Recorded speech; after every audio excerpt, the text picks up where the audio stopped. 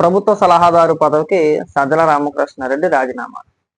సరే, సలహాదారుడిగా ఉన్నాడు. సజ్జల రామకృష్ణారెడ్డి వల్ల రాష్ట్ర ప్రభుత్వానికి కానీ ప్రజలకు కానీ ఒరిగింది ఏమి లేదు, జీతం బొక్క అంటే.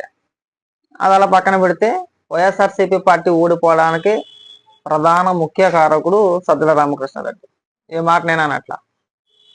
వైసీపీ నాయకులు, వైసీపీ కార్యకర్తలు ఆయా సోషల్ మీడియా మాధ్యమాల్లో, ఫేస్బుక్లో కావచ్చు, యూట్యూబ్లో కావచ్చు, ట్విట్టర్లో కావచ్చు, వీడియోల రూపంలో ముఖ్యంగా సజ్జల రామకృష్ణారెడ్డిని, అలాగే సజ్జల భార్గవ రెడ్డిని, వైసీపీ సోషల్ మీడియా ఇన్ఛార్జ్ ఎవడైతే ఉన్నాడో సజ్జల భార్గవ రెడ్డిని, సజ్జల రామకృష్ణారెడ్డిని కలిపి అమ్మనా బూతులు పెడుతున్నారు. మామూలు బూతులు కాదు, పచ్చి బూతులు. రకారాలతో సంబోధించి నా కొడకల్లారా, నా పార్టీని నాశనం చేశారా. పార్టీనే కాదురా, మీరు మేలుకొని మాట్లాడాల్సింది, మీరు మేలుకొని విమర్శించాల్సింది, మీరు ప్రశ్నించాల్సింది ఇప్పుడు కాదు. పనికిమాల సలహాలు ఇచ్చినప్పుడే మీరందరూ కూడా గొంతెత్తి ఓ రెదవల్లారా పార్టీని మొత్తం ఆడి చేతిలో పెట్టారు అని నాశనం చేస్తాడు పార్టీని. అయిపోయిన సలహాలో, అవి ఎక్కడ ఆలోచనలో మొత్తం నాశనం చేస్తాడని చెప్పేసి నేను ఆ రోజు ఎవడ మాట్లాడలా. నేను సజ్జల రామకృష్ణ దాంట్లో తిట్టండి, బ్రహ్మాండంగా తిట్టచ్చు, తప్పులేదు. కానీ ఇవాళ నీతి సూక్తులు చెప్పే మీరందరూ కూడా గతంలో మాట్లాడుంటే బ్రహ్మాండంగా ఉండేది. ఈ ఎన్నికలకు ముందు మాట్లాడుంటే మీ చుట్టూ కోటరీ ఉంది, మీ చుట్టూ వాళ్ళు ఉన్నారండి, మీరు నాశనం చేసేసారండి, ఎమ్మెల్యేని కలవలేదండి, ప్రజలకు దూరంగా ఉన్నారండి, కార్యకర్తలను పట్టించుకోలేదండి, రాష్ట్రాన్ని నాశనం చేసేసారండి, అయ్యక్క నిర్ణయాలండి, ఈ ఫేస్బుక్ లో లైవ్లు పెట్టి బుద్ధి తిట్టే బుద్ధులు మీరు అధికారంలో ఉన్నప్పుడే కష్టమో నష్టమో ఆ రోజే మీరు చెప్పుంటే కనుక కొద్దిగా గొప్ప మార్పు వచ్చిండేదే కదా. ఇలా సజ్జల రామకృష్ణారెడ్డి ఎన్ని బుద్ధులు తిట్టినా ఉపయోగం లేదు. అయిపోయిన సినిమా.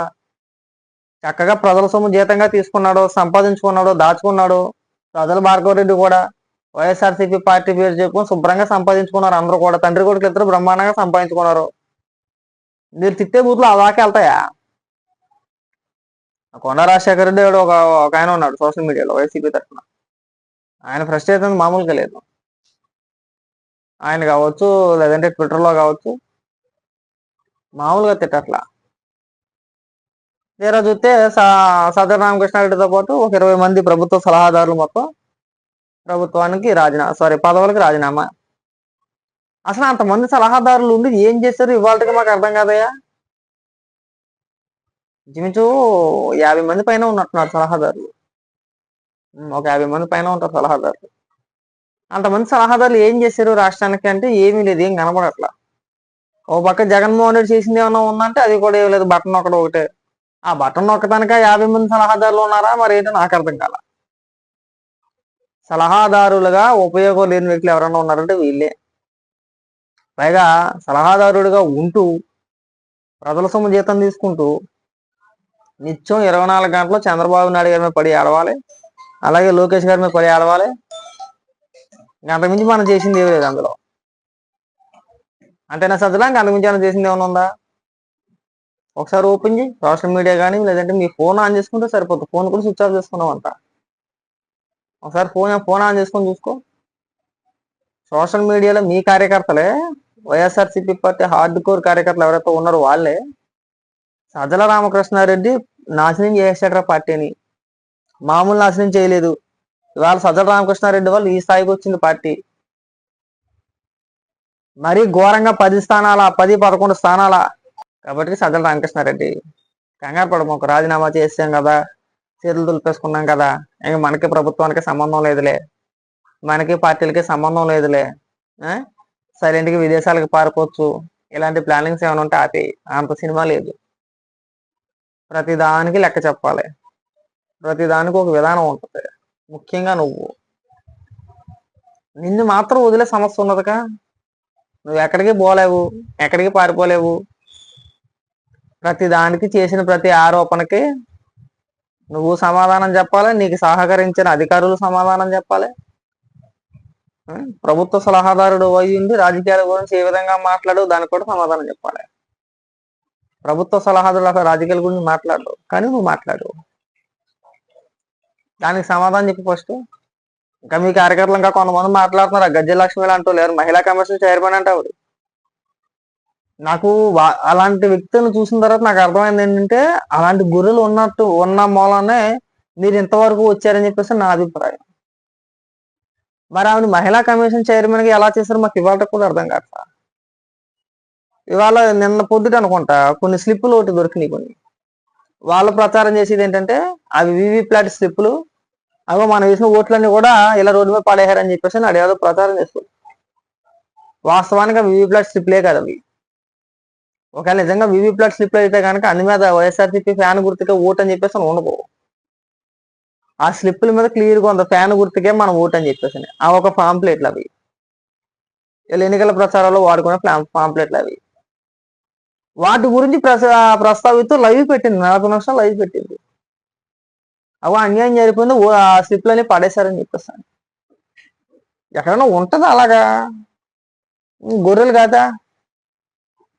అలాంటి వ్యక్తిని తీసుకొచ్చి నువ్వు మహిళా కమిషన్ చైర్మన్ గా కూర్చోబెట్టేశారు. సాగుతుంది నీకు అలాగా? ఏమన్నా అంటే మహిళలను అలా అన్నారు, ఆడపిల్లలు అలా అన్నారు, ఆడపిల్లలు అలా అన్నారు, ఆడపిల్లలు అలా అనొచ్చా అని చెప్పేసి పెద్ద పెద్ద ఉపన్యాసాలు ఇస్తారు, పెద్ద పెద్ద మాటలు మాట్లాడతారు. అంత గొర్రెలు. ఆవిడ గొర్రె, అనితారెడ్డి బుజ్జి అని చెప్పేస్తుంది. ఆవిడ గొర్రె. మీ గొర్రెతనం తగలట వీవీప్యాట్ స్లిప్పులకి లేదంటే పాంప్లెట్లకి తేడా తేలతో మరి మీరు సోషల్ మీడియాలో పెద్ద తోపులు. ఆ గజ్జిలక్ష్మి అయితే ఏకంగా మహిళా కమిషన్ చైర్మన్. ఇంగిత జ్ఞానం అయితే తొక్కలేదు. ఇందాక లైవ్ పెట్టి గొక్కెట్టి ఏడ్చేస్తుంది. ట్యాంపరింగ్ జరిగిపోయింది, స్లిప్లను రోడ్డు మీద పడేశారు. బుద్ధి జ్ఞానం ఉండదు నీకు? అందులో క్లియర్ గా లేదా ఫ్యాన్ గుర్తుగా మన ఓటు అని చెప్పేసి అని వీవీప్యాట్ స్లిప్ల మీద ఫ్యాన్ గుర్తుగా మీ ఓటు అని చెప్పేసి వచ్చిద్దా?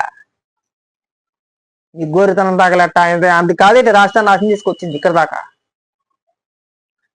మరీ చిరాగ్గా, మరీ లేఖతనంగా, మరీ చిల్లరగా మాట్లాడమాకండి. వాస్తవాలు తెలుసుకొని మాట్లాడండి. మీ ఏరిపేదాన్ని ఉంటే సజ్జల రామకృష్ణారెడ్డి మీద ఏడండి. మిమ్మల్ని, మీ పార్టీని, మీ నాయకుడిని ఈ స్థాయికి తీసుకొచ్చేసిన ఏకైక వ్యక్తి సజ్జల రామకృష్ణారెడ్డి.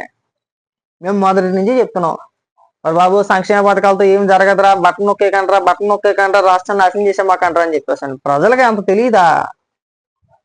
మనం బట్టన్ నొక్కేసి డబ్బులు వేసినది మాత్రం ప్రజలను పెంచోళ్ళా?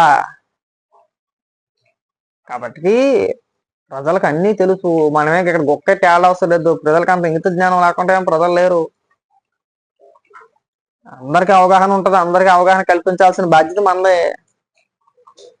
అది బాగా గుర్తుపెట్టుకోవాలి మనం. కాబట్టి సజ్జల రామకృష్ణారెడ్డి ముందు మనం కడుక్కుంటే అయిపోద్ది.